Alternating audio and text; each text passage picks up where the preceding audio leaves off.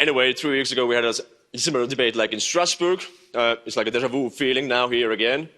But anyway, the time runs. As soon as there is a European Council, and we still know that the legal basis for reaching an agreement is clear. Article 50 of the Treaty of the European Union is clear. It reads as follows, and I quote, "Any member state may decide to withdraw from the Union in accordance with its own constitutional requirements." Unquote. The effects of further extending the deadlines or of a no deal will result in a lose-lose situation for all sides.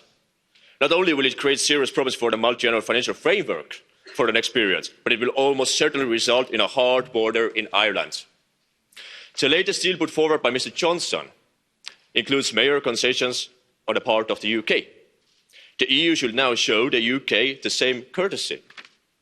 The EU is like a jealous lover using useless tactics to prevent the other party from leaving, but in reality, these antics only drive the ex-lover further away.